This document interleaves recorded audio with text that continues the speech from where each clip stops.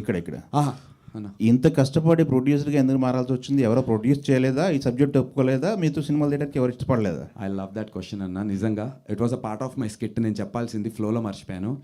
ఈ కథ ఒక వెరీ బిగ్ ప్రొడక్షన్ హౌస్ దగ్గర ఓకే అయిందన్న ఇనీషియల్గా.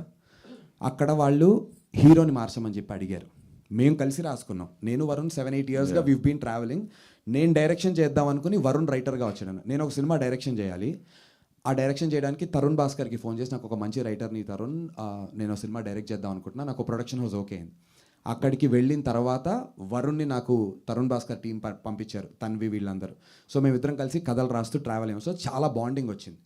సో వీడి కథ పిచ్ చేసినప్పుడు నాకు బాగా నచ్చి, మామ నువ్వే డైరెక్ట్ చేయి, నేను హీరోగా చేసుకుంటాను, లెట్స్ పిచ్ ఇట్ అంటే ఒక మంచి ప్రొడక్షన్ హౌస్ అన్న, వెరీ బిగ్ ప్రొడక్షన్ హౌస్.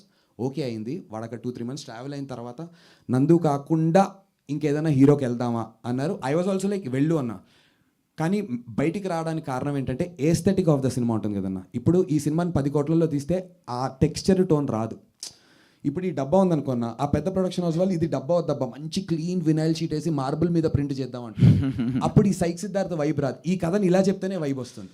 ఈ కథని ఒక లోకల్ షేక్పేట్లో చెప్తేనే వైబ్ వస్తుంది. సో ఏస్థెటిక్స్ మ్యాచ్ అవ్వక బయటకు వచ్చినాం ఇద్దరం కలిసి. And then we're like let's do it by ourselves. I don't want to create controversy, but ఆ స్టూడియో పెద్ద స్టూడియో. దే సెడ్ చెప్పొద్దు, నేను పేరేం చెప్పలే అంటే దే సెడ్ చెప్పేశారు ఆల్రెడీ. స్టూడియో అని చెప్పేశారు కదా, Ramnath studio, Annapurna studio.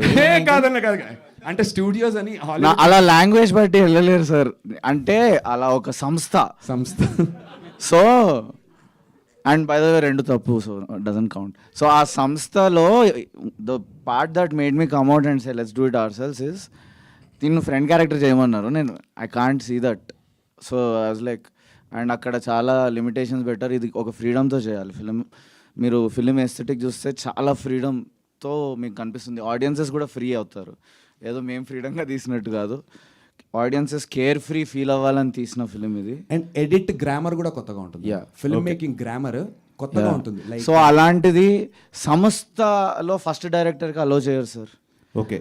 So but that's why thanks Suresh garu and Rana garu for encouraging this film and everybody else. Venkat Siddareddy garu, everybody encourage.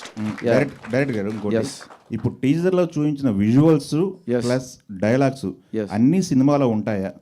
లేవు sir. Actually a part of the teaser currently కట్లో లేదు, బట్ మరికొంత ఉంది.